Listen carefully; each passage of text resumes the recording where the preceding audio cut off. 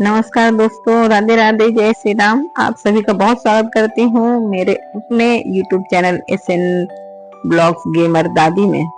कैसे हैं आप सब? उम्मीद करती हूँ कि आप सभी भगवान की कृपा से बहुत अच्छे होंगे। सुबह से लेकर शाम तक मेरा ज्यादातर समय पूजा घर में ही बीतता है। मेरे दिन की शुरुआत भी भगवान के नाम से ही होती है।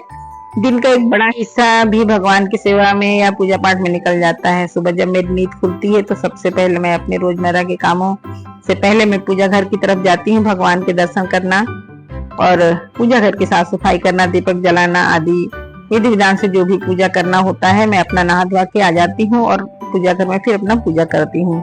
ये मेरे दिन की सबसे पहली शुरुआत होती है।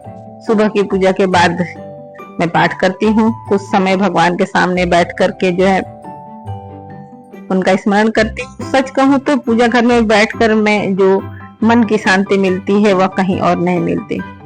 हर दिन की पूजा अपने आप में अलग होती है, लेकिन शनिवार का दिन थोड़ा और विशेष हो जाता है। शनिवार दिन पूजा पाठ थोड़ा बढ़ जाता है। हनुमान जी की विशेष पूजा होती है, उनकी सेवा में भी थोड़ा समय लग जाता है।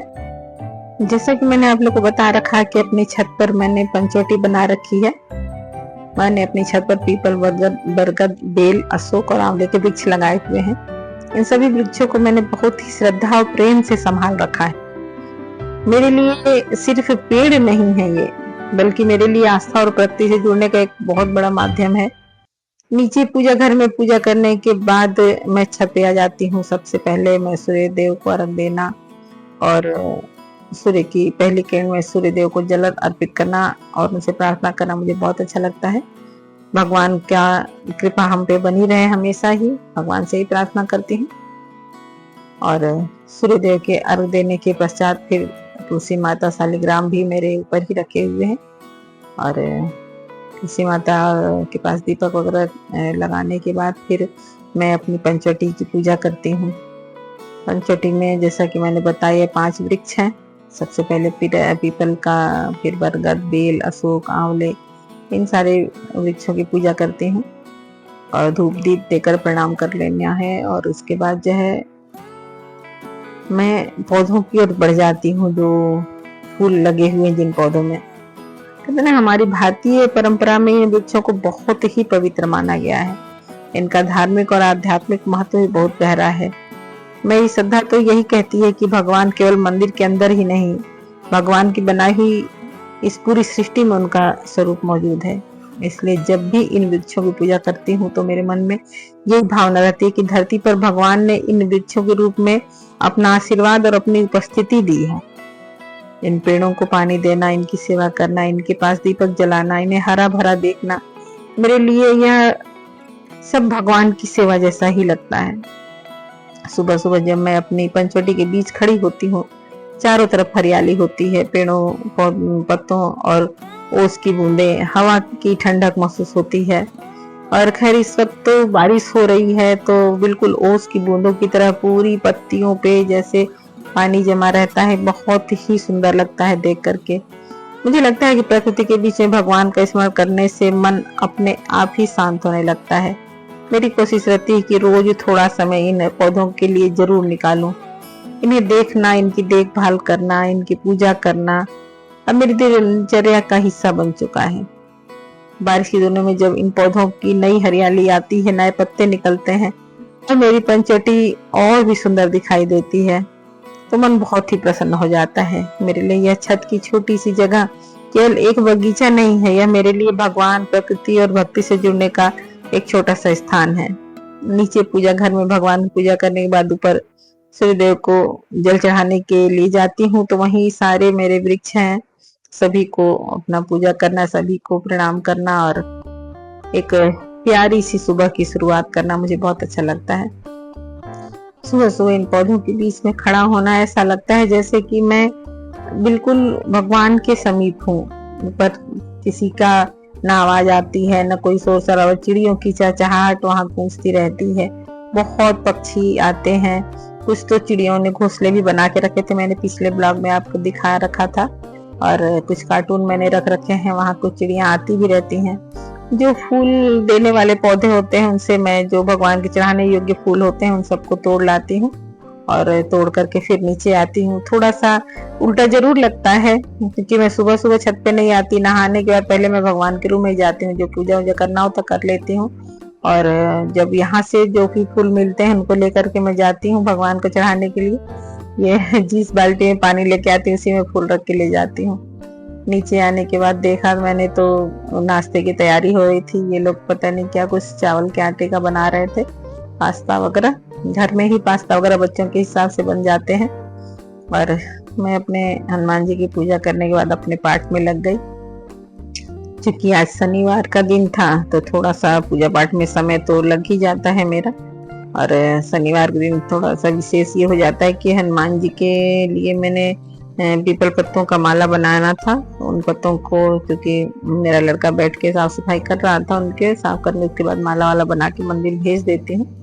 फिर उसके बाद हम लोग नाश्ता करने बढ़ जाते हैं। मेरा फलाहार रहा। सुबह की पूजा और बाकी कामों के बाद जब दोपहर का समय आता है तब एक बार फिर मुझे पूजा घर में जाना होता है। दोपहर में भगवान के कमरे की साफ सफाई करना मेरी दिनचर्या का एक महत्वपूर्ण हिस्सा है। भगवान जी की सफाई करना, उन्हें जो चंदन लगाया गया है उनकी सफाई करना, पूजा के स्थान को व्यवस्थित करना और वहां रखे हुए सारे सामानों को ठीक करना, यह सब बड़े ही ध्यान से मुझे करना पड़ता है। भगवान के कमरे की सफाई साफ सफाई करते समय मेरी पोती मेरे साथ साथ ही लगी रहती है। यहाँ लगता है और ये भी मेरे साथ साथ ही रहती है। जिस तरह से हम अपने घर की साफ सफाई करते हैं उसी तरीके से भगवान के रूम को बल्कि ज्यादा विशेष तरीके से साफ करना पड़ता है और करना भी चाहिए। साफ सफाई के बाद पूजा में इस्तेमाल होने वाले सारे बर्तन जो होते हैं इनके इकट्ठे करने पड़ते हैं ताकि शाम की पूजा की भी तैयारी हो सके और दूसरे दिन की सुबह की पूजा की भी तैयारी हो सके। इतना ही नहीं, अगले दिन की जो सुबह क्या दिया बत्ती करना होता है थाली में, वो सब करके मैं तैयारी करके रख देती हूँ। जो बर्तन सामान सुबह चाहिए होते हैं वो सारे साफ करके अलग रख देती हूँ। पानी वगैरह भर करके सारा सब तैयारी करके मुझे रखना पड़ता है।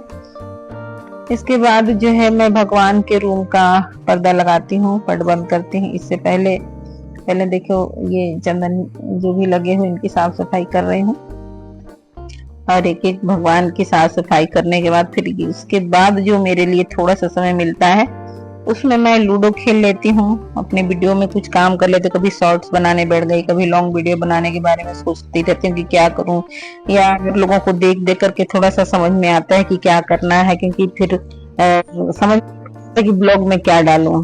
आज जैसे कि लोगों ने बोला मुझसे कि नहीं तुम दिन भर करती क्या हो, तो मैंने कहा पूजा घर में मेरा समय बीत जाता है। बोले कि पूजा घर में इतना कैसे बीतता है, मैंने सोचा एक वीडियो बना देती हूँ। तो इस तरीके से आजकल थोड़ा जो है यूट्यूब की वजह से थोड़ा बल्कि समय कम मिल दे पा रहे हूँ, क्योंकि आजकल मेरा यूट्यूब में काम चल रहा है तो दिनचर्या का एक हिस्सा सा बन गया है। इसलिए पूजा पाठ में थोड़ा सा मेरे को इसके लिए भी समय निकालना ही पड़ता है। लेकिन सच कहूँ तो मेरा ज्यादातर समय फिर भी पूजा घर के में ही निकल जाता है। दोपहर का समय कब बीत जाता है पता ही नहीं चलता। फिर धीरे धीरे शाम होने लगती है, शाम की पूजा की तैयारी मेरी शुरू हो जाती है। शाम को दोबारा स्नान करना, पूजा घर में जाना और शाम का दीपक और पूजा की तैयारी करती हूँ, जिसमें जो भी दीपक वगैरह धो के रखे उनमें सब में दिया बाती लगाना, क्योंकि कल सुबह का यानी एक दिन बाद की सुबह का भी मुझे तैयारी करना रहता है। तो सभी में बत्ती वगैरह लगा के और थाली वगैरह सबकी सुबह की पूजा की भी जमा करके रख देती हूँ, ताकि सुबह जब नहा के पूजा घर में आऊं तो मुझे सीधे पूजा करने रहे, मुझे कोई तैयारी ना करनी पड़े। और जब पूजा घर में दीपक जलता है, घंटी की आवाज होती है, भगवान के सामने आती है तो पूरे दिन की थकान जैसे कुछ देर के लिए मेरी दूर हो जाती है। आरती के बाद मैं फिर घर में भगवान की आरती के बाद मैं मंदिर के लिए निकल जाती हूँ। मंदिर जाकर वहां पूजा पाठ करती हूँ, भगवान के दर्शन किया, पाठ किया और कुछ देर वहां शाम बने भगवान जी के पास बैठी, अपने मन की बातें कही। तो मुझे लगता है कि भगवान से बात करने के लिए हमेशा बहुत बड़े शब्दों की जरूरत नहीं होती। मन साफ हो तो, श्रद्धा हो तो भगवान तक हमारी बात वैसे भी पहुंच जाती है। मंदिर में पूजा पाठ पूरा करने के बाद मैं वापस घर आ जाती हूँ। घर आने के बाद भोजन वगैरह करने के बाद अगर समय मिला जैसा भी तो फिर यूट्यूब में फिर उसी के काम में लग जाती हूँ। तो इस तरीके से मेरा दिन बीतता रहता है। कभी लाइव आके बैठ गई, कभी लूडो खेलने लगी, कभी शॉर्ट्स बनाने लगी। इस तरीके से मेरा पूरा दिन एक तरह से भगवान की सेवा में, घर के कामों में, छोटे छोटे जो डिजिटल काम होते हैं इन्हीं बीच में बीत जाता है। सुबह भगवान के दर्शन के लिए के दिन शुरुआत मेरी वही भगवान के दर्शन से ही होती है। सुबह सुबह जब नहा के मैं सबसे पहले पूजा घर में जाती हूँ, दोपहर में फिर वही साफ सफाई का काम, फिर भगवान के रूम में, फिर शाम को फिर पूजा आरती, फिर उसके बाद मंदिर जाना, वहां का भी मैंने पूजा पाठ और आरती वगैरह उसमें वहां समय बीत जाता है। फिर वही शाम को अपना खाना पीना रात में खा करके कुछ देर छुटकी जो है इसके साथ खेलने में मेरा समय बीत जाता है।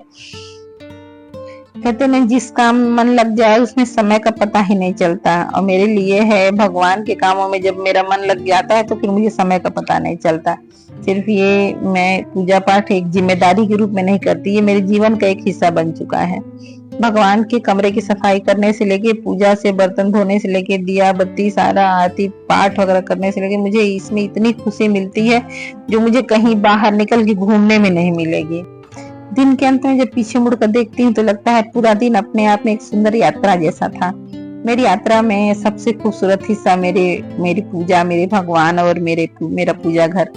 जहाँ सुबह दीपक जलता है यहाँ दिन में शांति रहती है, और जहाँ शाम को आरती की आवाज गूंजती है, और जहाँ बैठ करके मन को सुकून मिलता है।